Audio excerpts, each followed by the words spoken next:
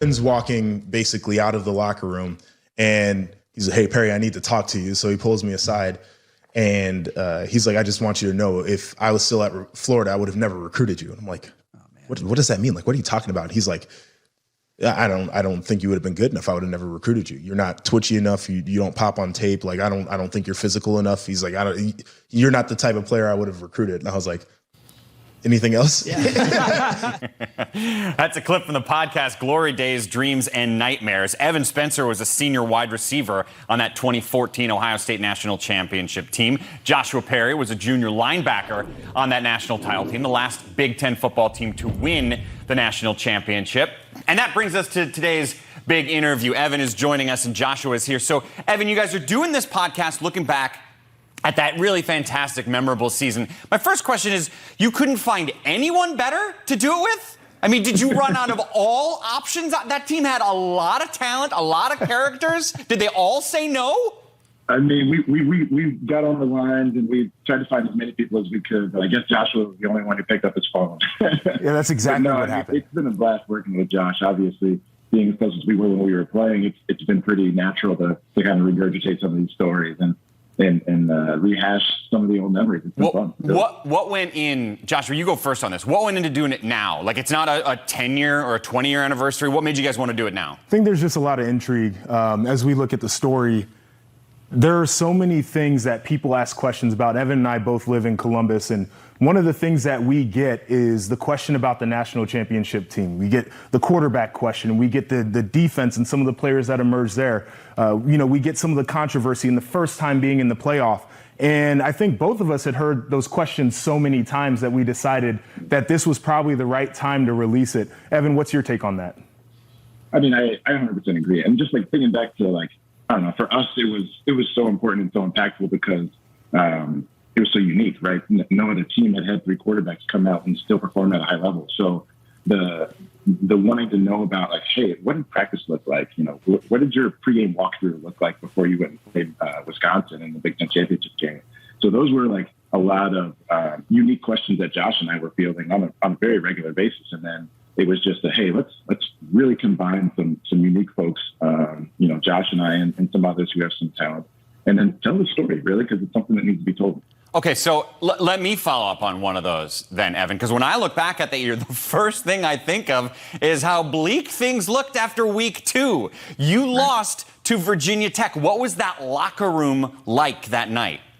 It was, so that's one of the worst locker rooms I've ever been a part of. That it's a terrible feeling, right? It's hard to put words to it, quite frankly, but we dig into a little bit more in the podcast, right? But it was weird. After we lost that game, we all got so much closer, right? And we had very personal stories that kind of defined that proximity that we had with one another. And then the next practice that we had that Sunday, and then that Tuesday, and that Wednesday, it was a weird tidal wave that just really kept rolling for us. And the chemistry that we were able to build and some of those moments, some of those stories in that locker room, and then throughout the rest of that season were very unique and memories that I'll hold for the rest of my life, for sure. Evan, I want you to share one of those stories talking about the proximity of the players. After you left that locker room the night of the Virginia Tech game, there was something that happened outside there, and I think that was a pivotal point in bringing the team together. Share a little bit about that situation. Sure. Yeah. No, I mean, as college kids do, right? Sharing in collective misery, I guess, was the theme of the night. And at our place, it was definitely an open door policy for all of our teammates. And one guy coming over to our house after we weren't planning on having anybody over turned to maybe 15 to 20, and maybe ended up being one of the bigger parties that we had for that year, right? And it's weird, right? Like, you're celebrating this horrific feeling and this loss, but for us, it was just about being able to turn off everything that was going on in the world and just really be there for each other. And then, small moments like that started to build on each other day after day. And, we were able to win a national championship at the end of the season. Evan, I brought up the Virginia Tech game. That wasn't your first big adversity as a team, because weeks before, you guys lost Braxton Miller, your Big Ten Offensive Player of the Year, your Heisman candidate, your driving force, your leader for the team. it has to switch to JT Barrett. We know now how great a college quarterback he was. How long did it take you guys to figure that out once he officially took the job from Braxton after the Braxton injury? Well, we all knew that he was ready and able to take over because we surrounded him with a lot of leadership experience and athletes, quite frankly. But to JT's credit, he went out there and performed, and he hadn't really played a football game in over 2 years, I think, at that point, right? So for us, we had seen him in the offseason. Because we had done 7-on-7 and a lot of chemistry style work with quarterbacks and receivers. So we knew that he was physically capable of doing it.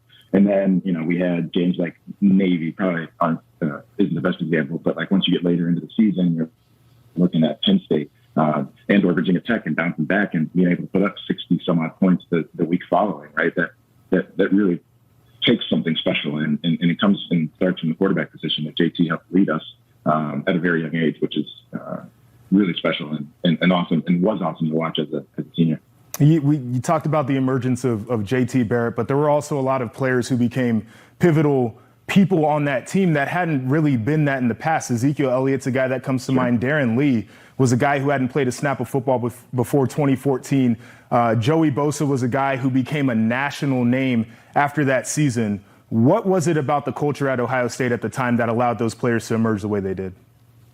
I mean, honestly, we had such good leaders. I mean, I don't want to toot our own horn, right? Because there was a group of seniors that I was obviously a part of. But I feel like every room had a really good idea of who to follow, right? So at least if it was in our room, right, I treated my practice and or my mentality to practice very specifically every day. I didn't have to be the rah-rah guy, but in my room, that helped lead a lot of the young receivers. And in the D-line room, there's something unique and special in that regard. And the linebacker room for Darren, it was that too. So it's at Ohio State, it's like, it's all about just getting comfortable and understanding that you're good enough. And then once you realize that, you realize, hey, I'm at Ohio State, and if I'm good enough, that means I'm one of the best in the country. So let's go out and play and have fun and just play for one another. And I think that we saw that with a number of guys in a number of rooms.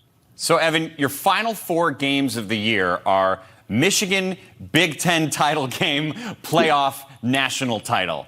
Which one of those final 4 do you remember having the most nerves beforehand?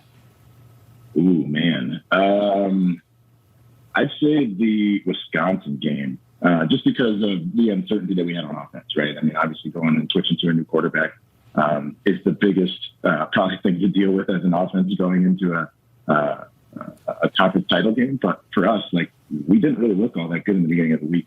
And that quickly changed. And, we showed to ourselves that, like, holy cow, we can be a really good offense by Friday. But for me, as, senior leader, right, and oh, crap, we've done all this work and you don't have any more chances, right? So for me, that was the biggest game because we hadn't won a championship game yet, right?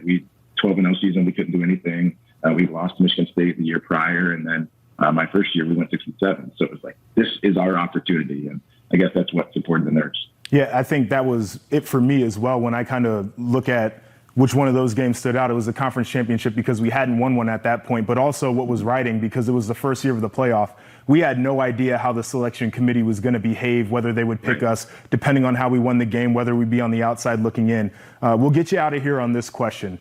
You can draw some lines between 2014 and 2021 for the Buckeyes. Obviously, the loss in week 2, and you got a new quarterback you're trying to bring along. You're trying to figure some things out in terms of scheme. What are you seeing out of this 2021 Buckeyes team that kind of stands out to you right now? For me, it's just their ability to bounce back, right? I mean, it's very top line and or cliche, but, to get punched in the mouth proverbially against Oregon, first game at home, it hurts, right? But then to watch offense go, 40 points on almost every game since, it's impressive, right? And we're doing this with young quarterbacks who don't have many game reps. So I just think that the most impressive quality that I've seen in the 2021 team so far is just that ability to act much more mature and or play much more mature than they definitely are. So it's been fun to watch them, and I'm excited to keep on cheering on their success. Yeah, national championships are rare and special. I think it's great you guys are doing this podcast. Glory days, dreams, and nightmares. Doing it now before we forget the stories, Evan, and before Joshua just starts straight up lying and making stuff up. I'm glad you guys have it all documented. Thanks for the time, Evan. Not sure if you've heard, the Big Ten has half of the AP's top 10 teams. Really? You know the last time If they're watching, they probably heard, Mike. You know the last time that happened, Jerry? Oh, yeah, it's never happened. Never, as you just said. Right. Never. That's what I'm saying. Not once. 5 of the top 10 teams are in the Big Ten. So we want to see how likely is that any of these teams can stay up there. Now, not all of them are undefeated at this point. Ohio State has a loss, Penn State a loss, but they're still in the top 10. So what's going to be in the way of them continuing to have top 10 in the country's success? We're going to look at the schedules and break them down bit by bit. Jerry does not like schedules. At all. He doesn't like, sifting through it, or he's a super nerd about it. So you'll find out in a second as we start off with the Iowa Hawkeyes. They're the highest ranked team in the Big Ten. The Blue Boxes, obviously, are the games they haven't played yet. Jerry, when you look at this, what stands out? It looks a lot different than preseason because preseason we thought Wisconsin, Northwestern were going to be better. And that game at the end of the year in Lincoln is going to be a tough one. Yeah? Yeah, that's definitely going to be a tough one. But I don't think that we can underestimate some of the remaining opponents, and specifically Saturday, because Jeff Brom seems to have Iowa's number when it comes to these most recent matchups. So you got to be prepared to take it week by week. And if you're Iowa now, there's no margin for error. We can talk different scenarios that can go on, but the best case scenario for them is to win out the regular season. If they do take a loss in the Big Ten championship, if there's some other chaos, they might be in position to do something, right. But game by game, they got to handle those. Only 2 games for them remaining against teams that are above 500 right now, and those teams are 3-2. A lot can change. We still have half the season, as we talked about, but still, it is a nice path for them to control their way to Indianapolis. All right, the next team we're going to check out is Ohio State. The Buckeyes have this remaining 3 top 10 teams left for them. However, the first 2, Jerry, are at home, Penn State and Michigan State. That's what I was going to say. In general, I think the rest of the schedule is difficult. I don't think there's anything easy about it. I see it a lot different than the Iowa schedule. Penn State, Michigan State, and Columbus, as you say, and Ann Arbor, Michigan.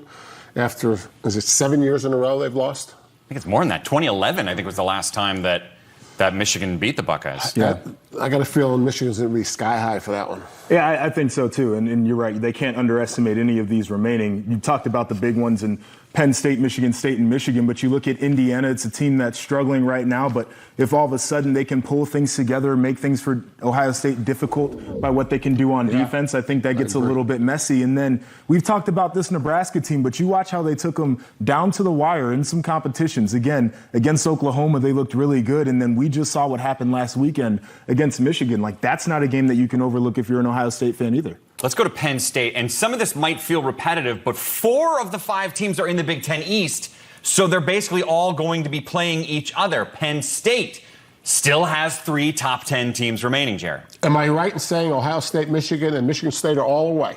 I think Michigan is at home. Michigan's at home. Okay, so Ohio State. And I have 2 other things I'd say. Leaders and legends. Yeah. I mean, this used to be split up. Right. It's no longer split up, and the East is a little bit different than the West. Yeah, it's a little top heavy over there in the East. If you're looking at this, I think the biggest question now becomes for Penn State is the health of Sean Clifford. And I think that their off week is coming at a wonderful time to get some people healthy. But we were looking at 2 different teams when Sean Clifford was in the game and then when Sean Clifford was out of the game. And if they can get him back and get healthy, he is absolutely an X factor. I would say he is the most valuable player on that team right now. I'll say this, Joshua. Roberson played better in that game than when we were at practice. Yes, he did. He has improved. And, it's the reps over the course of the season. Exactly. And the other thing, too, that he adds is he is a true dual threat. Sean Clifford's a guy who's mobile. He can make plays on the ground, and we've seen him extend plays, but he runs to look to throw the ball. Roberson goes out there, and Iowa was not prepared for some of the zone read things that Penn State did when he was in the game. He can be electric with his legs. The Michigan Wolverines also have multiple top 10 ranked opponents left. Again, it's everybody you're expecting. Michigan State, Penn State on the road, then Ohio State, Jerry, at home to finish. Yeah, I mean, the best news for this is that Ohio State's at home. Again, this is tough. There's no off weeks for Ohio State or Michigan, I don't think. This is tough. Yeah, and one of the things that I looked at, like, for example, if you're Ohio State, you have Michigan State and Michigan in back-to-back weeks. So that's not necessarily something that you want to look at, especially if you end up winning the East and you go to the Big Ten championship. you're going to have Iowa probably, which is going to be another physical game. For Michigan, theirs are kind of split up where they're playing one of the top teams in the East, and then they're playing another team, and then they're playing another one of the top teams, and then they have some. And it's not to say that they get an off week, but those games, when you're talking about top 10 opponents, are absolutely more ramped up. You talked about it. This 1-0 thing is imaginary. You know, you don't get the same thing out of some of these other games. And so I think that favors them just in terms of being able to kind of go up and down and ebb and flow. The Michigan State and Michigan-Ohio State's really interesting to me, right. You know, because Mark D'Antonio made it clear that Michigan was the #1 rival above and beyond. Michigan can't do that, right, with the Ohio State thing. It's really interesting. And then obviously Michigan State won last year against them. So Michigan's in a little bit of a bind here with these two huge rival games. Yeah, and Harbaugh specifically yet to beat Ohio State. Right. Hasn't been able to do it. One more team to get to, and that's the Michigan State Spartans. Jerry, you're just talking about how they did last year, but look at the end of that season, Joshua. Their last 2 games are in Columbus and home against the Nittany Lions. And that was the thing that I was talking about where, you know, Ohio State has the same thing that Michigan State has, is they've got 2 of those big games right there at the end of the year. And it's really the defense, I think, is going to be extremely tired for Michigan State when you look at that last stretch. Purdue's a team that has offensive firepower. Maryland's a team with the same thing. Obviously, Ohio State. And Penn State's able to move the ball as well. So they've got a challenge coming up just when you look at the end of the year. Those last 4 games, those guys are going to be running all over the field on the defensive side of the ball for the Spartans. You know, we kidded around at the beginning of the show how fast the first half has gone. You know, this is right about when you start cutting your practices back. Yeah. You know, for this exact reason. You don't practice as long from this point on as you did from the beginning. You cut some periods down, usually fighting for your assistants, you're fighting with your assistants, usually the offensive line coach because he wants to be out there for 4 hours. But you have to cut it back. Yeah, you definitely do. It's cool talking about how many top 10 matchups we have. Obviously, some of those rankings are going to change as the weeks go on, and Ohio State's got a lot of really impressive players. One of them is Emily Londot, who's the reigning Big Ten Freshman of the Year. She is a sophomore. She has a game in a few hours. What are you doing talking to me right now? Just having some fun, you know? Good answer. Good answer. The game is tonight. It's on our air. We're really excited to watch it. There's so many great battles in Big Ten volleyball this year on the women's side. Let me start with the beginning of the season for you guys. You win your first 10 matches, 10-0. To what do you give credit for that great start? I think we started out really well with Washington, our first game, and I think we just took it away from there. We learned things every game, and I think we apply them to our next match, and I think that's really helping us. Okay, you say you learn things every time, and I mentioned those wins. Immediately after those 10 wins, you lose back-to-back against very good teams, Penn State and Purdue, but still there were 2 losses. What'd you learn from those losses? I think we just learned how to focus on our side of the net and just play our game, and everyone's going to make mistakes and all that, but you just have to learn from them, practice them in practice, and get better and move them on into the game. You said play our game. What's that mean?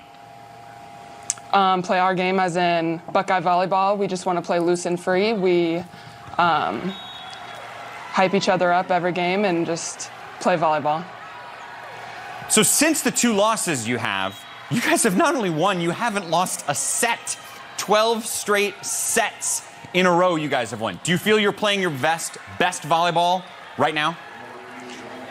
I think so, and I think every game we just get better and better. So I think tonight's going to be our best volleyball, and tomorrow night's going to be our best volleyball. So we learn and keep going. Tonight's against Purdue. We mentioned you already played them earlier this year. What specifically about the Boilermakers was your main takeaway from that match? They're a really scrappy volleyball team. I think they're just really strong, and they have their advantages, and we have ours. So I think we just need to, like I said, focus on our side and take our game plan and put it into action. What are their strengths? Their libero, Jenna, is amazing, so we just got to try to keep the ball away from her. I think their setter runs a great offense, and all of their hitters are powerful, and I think we just need to play great defense, and it all boils down to the serve and pass game, so I think if we take care of that, everything will go smoothly. Your head coach, Jen Oldenburg, after the match said basically we would make an error, and then it led to other errors, and we got to smooth that out. How do you smooth that out? I think you just go on and focus on the next point. You can't dwell on what just happened or what mistake you just made. You have to focus on the next point, talk about the other team, talk about where their hitters are, and I think just move on from there. Let's talk about you personally. Last year, your freshman year, your team makes it to the Sweet 16. What was that tourney run like for you? Oh, it was incredible. It was a freshman year tournament run, and I think it was new for everyone on our team, and I think we handled it really well, and we're just aiming for big things this year. How did you feel you grew during last season? Oh, I grew every single day. I think going in with a new coaching staff, you learn new things no matter what, but I think we started from scratch and learned things every day and just got better at those things. Your head coach, I mentioned Jen Oldenburg, she won the Big Ten Coach of the Year. What does she do best? I think she creates a great environment for playing loose and free, and I think she helps us move on to those next points like I was talking about, and just creates smiles on our teams, and I think that is when we play the best. And yet you didn't first know her from OSU, was from Team USA, right, when she was your coach? Right. She was my coach when we played in Egypt and won a gold medal. So that was incredible to hear she was at Ohio State. So how did you find out that she was going to be your coach in college? I actually got a phone call one day, and someone told me, and I was like, wow, this is going to happen. I was super excited. Oh, good, because if you were like, no, that would have been bad. Yeah, that would have been bad. Tell me something I don't know about her. I don't know. She plays a lot of jokes on us and just talks all the time in practice and creates jokes and just keeps everything light, and I think that really helps us. Give me an example of a good time she got you guys with something. Oh, goodness. We all like to tap each other on the shoulder, when you look behind and you're right there. We do that a lot on our team, and I think she's pretty good at it. I do that to Jared Nardo constantly. He hasn't figured out it's me yet, though. Just don't tell him, okay? Oh, I won't. I'll keep your secret. Thank you. He doesn't watch this show. We're safe. Last year, you won the Freshman of the Year in the Big Ten. Do you get a trophy? Do you get a ribbon? Do you get a plaque? What do you get for that? I think there's a trophy sitting in our locker room right now on the shelf, so wait a minute. Hopefully I get to take that home someday. I was going to say, you don't even get it? It goes to the team? Well, you got to show it off a little bit, It's just going to sit in my room. Yeah, so then, make it a necklace and wear it around town. It's kind of heavy. Oh, all right. I guess that makes it. Yeah. It's probably not high fashion, I suppose, too. Right. Sunday, you guys played and set a record for the most fans in attendance. How different does it feel this year with crowds, as opposed to your only year in college last year without them? Yeah, I think last year we just had our pass list and that was it. And I think this year with the sold out crowds is incredible. It was our first year, or it was my first time playing with a sold out crowd. And I think it just helps the momentum of the team and just leads us to victory. How loud are they going to be tonight? I hope they're going to be pretty loud. Emily, we hope they're loud too. It's going to be a really fun scene. Thanks so much for joining us, and best of luck against the Boilers. Thank you. Thanks for having me. Fun of me at the top of the show for pointing out the first half of the season went by quick, even though it did. We are at the halfway point, so we have some pressing questions for these guys, and I'm going to tell you why you're wrong at the end of each one. First question, the most interesting Big Ten story that's developed thus far in the first half of the season? I think it's Indiana's struggles. It's one of those things where we came into the year. Going negative early. Yeah, well, it's not negative. It's just that's the most interesting thing to me. I didn't think that they were going to struggle this much. They had a ton of production returning with their quarterback and Ty Freifogel on offense, and they had a couple of All-American type players on defense, and it just hadn't worked for them. And it was new ground, right? They had really successful year last year, so they were dealing with that mentally. For me, it was Ryan Day making a change in defensive coordinator. I mean, think about it. An elite program after 2 games making the change in defensive coordinator. Strong leadership. It's worked out. I thought it was a stroke of genius. Ryan giving Kerry Coombs, the ex-defensive coordinator, the game ball in last week's win. Right. The other interesting one that I think could have been in there is just the overall success of Iowa. Sure. To be number 2 in the country at this point, already have wins against Penn State, Indiana, who we thought would be very good. Their rival, Iowa State, number 2 in the country is pretty fascinating. Second topic, the biggest surprise in the Big Ten, with the caveat that I think we would all agree it's Michigan State. So you can't do Michigan State's success. What's the biggest surprise? I think it's OSU not being the highest-ranked team at this point. And I think a lot of us came into the year expecting that Ohio State would just be able to reload and continue the production that it's had in the past. One of the things that wasn't talked about enough in the offseason was that struggling defense. That became an issue early on, trying to break in a new starting quarterback. And so Ohio State is in position to be able to make some moves, but I think it is surprising how they have struggled at times this year. And mine is what you just said. It's Iowa being ranked number 2, right? I mean, what we do on the bus tour is we try to evaluate all 14 teams. We thought there was going to be 3 teams, Wisconsin, Iowa, and Minnesota in the West. I think we put them all in one bag. I think the fact that they played a tough schedule, there's some teams in the SEC that aren't usually ranked. I think Kentucky is the 3rd highest ranked SEC team. And again, I don't think the people that are ranking these teams have seen them play. I agree. So it's all about schedule. It's about beating a highly ranked Indiana, beating Iowa State, going to Penn State, and people just say, okay, they're undefeated, they're playing a tough schedule. I do think they're really, really good, and I do think they can compete if they get to the 4-team playoff because they've improved so much offensively. You guys both did sort of a macro. I'll throw in a micro one. K9. Sure. I mean, I was looking back this morning at my notes from preseason on Michigan State, and everything about Kenneth Walker just said solid. Yeah. Remember, he had exactly 579 rushing yards each year at Wake. He's got almost 1,000 right now. He's really the halfway good. point. You know, I did the Michigan State spring game, and I watched him on Wake tape. He was really good. I mean, I'm watching him saying, oh, my goodness. I mean, how did Wake Forest let him go? And it wasn't about Wake Forest letting him go. It was about Mel bringing him in. Yeah. Smart. Best move in the offseason in the Big Ten. No doubt. Topic number 3, your favorite game that involved a Big Ten team so far? Yeah, I would say it was a game from last week, Michigan visiting Nebraska, for multiple reasons. Is number one, the way that Nebraska was able to rally in the second half of that game, I think, was eye-opening, and it talks about all of the things that they do well and some of the hope that we as people that watch that program have. But it also ended in a very predictable way with the mistake that they've made a number of times. When you flip it to the Michigan side, you see the athletes flying around. You see a quarterback that's taking care of the football. You see a rushing attack that's really good. And now you're seeing a team that's winning a game that they probably would have lost in past years. And I think that's the big difference for this team is they're really confident and they believe in each other. My problem with this question is I didn't read the entire question. So Ohio State, Oregon, for me, I didn't realize it had to be a Big Ten team. Didn't have to be. It just had to have a Big Ten team. You're good. Oh, okay. Well, you're good. We wouldn't be talking about someone that wasn't in the. Okay. Anyway. Yeah. Okay. So Oregon. You could pick the Red River rivalry. It just wouldn't really apply very well. Ohio State and Oregon because it changed obviously their program. We just talked about Ryan Day making a change in the defensive leadership, but it also impacted college football, right? Just like Alabama losing last week. Now everyone's talking about different teams.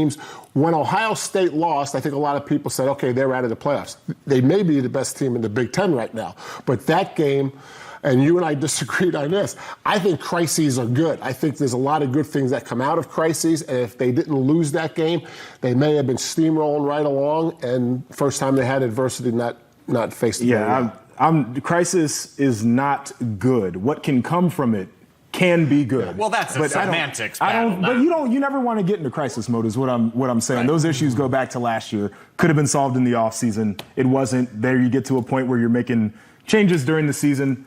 Not the position you want to be in, but they've handled it well. Right, you never want to be in a crisis. That's like when people are like, is it time to push the panic? Well, it's never time to panic. No, sometimes it is time to panic. That never helps anything. That's not necessarily true. There's some leadership styles that create crises. Yes. I mean, you got to manufacture adversity sometimes. Yeah, I think it's part of leadership, knowing when you can create a crisis, when you think, we're going along too smooth and we need a crisis. Okay. So you can promote it. You can look for it. You can use it. But you agree with me, there's never a good time to panic. Panic doesn't make anything No, you press better. the panic button. I think there's a good time to do that. I think there's a difference. Panic and crises, I think, are different. No, panic can be all right. Yeah. Whatever. The only other one I would throw in from this year is Penn State, Iowa. I mean, the crowd alone, that scene was so cool. That it was great. We got to witness that. Fourth topic, Big Ten game you're looking forward to in the second half of the season. I can't remember what I put here, to be completely honest. Michigan State. Michigan. You put the battle in the That's the one that I put on there. This one is big because we have two teams. I think Michigan's a program that's been trying to get back up the mountain, right? And so you talk about that perspective. Michigan State was a team that had zero expectations coming into this year. And now it's going to be a battle in a rivalry game that will have implications in the East. That is a big deal. I still stick with Michigan, Ohio State. I just, the recent history is just so extraordinary to me that rivalry could be as one-sided as it has been in recent years. So that's the way, and it's in Ann Arbor. And Michigan's off to a great start. And Michigan has a better record after half the season. I don't know when the last time that happened. Right. So anyway, that's mine. Your Michigan State's a great one because if I'm not mistaken, the same day as Penn State, Ohio State. Yeah. And I think Wisconsin, Iowa, which has great history too. So that October 30th is going to be an absolute fantastic day for us. All right, if you have to do a prediction, a Big Ten prediction of something that's going to happen in the second half of the season, what is it? Iowa makes the playoff. And there's two paths. And I think the first path is pretty straightforward, where they win out and they win the Big Ten championship. I think they're a team that can do that. I've said that before, and I'll say it again, just because of the way that they're playing complementary football, offense, defense, and special teams. But here's where you get into a chaotic situation. As you get to the end of the year, you've got an Alabama team with a couple of losses. They're going to be out. You have Oklahoma with a loss. They have a bad resume as it is. They've been squeaking by, so they're probably out of it. And Cincinnati loses a game. Then you get Iowa in the Big Ten championship. They lose to Ohio State. Could we get two teams in the college football playoff from the Big Ten? But I believe that Iowa is going to make it into this playoff. After watching Iowa's offense against Penn State's defense, right, where there was no injury involved, like on the other side of the ball, I think they can compete in that 4-team thing. I mean, they have improved so much offense. And this year's wide open, too. I think Brian Ferentz has done an unbelievable job with their offense. I mean, the way he's diversified the formations and the way he's throwing the ball, the way he's patient with the run game. For me, it's Rutgers goes bowling because I think they got three more wins. They was 3-0 to start with, right? 3 games that we should have won. If they would have lost, they would have been disappointed. They were better than those 3 teams, and now they had that really tough go. And I think there's 3. I'm not going to pick them out. Everybody can look at the schedule. I think there's 3 games on their schedule where they match up and they can win. I think Rutgers goes bowling. I will say, I think your Iowa point, I think that is more realistic than maybe people nationally think, that you could have 2 teams from the Big Ten in. It's realistic. You might not even all those scenarios said happen. No, I'm just throwing it out there. Yeah, some chaos can happen. I mean, I can't stand the committee. I don't know that I've ever said that before. But, we'll see where Cincinnati is in the first rankings. That would be huge. If they're 8 or 9, then and they need Notre Dame to be. That would be a shame, too. All right, let me throw a prediction before we go. No. C.J. Stroud will be in New York for the Heisman. Ooh. Not saying he'll win. I think he's going to keep throwing 300 yards every game. That. And he's going to... Not saying Kenneth Walker won't be there, too. Oh, I love that. I don't love you. I love that. I'll take it.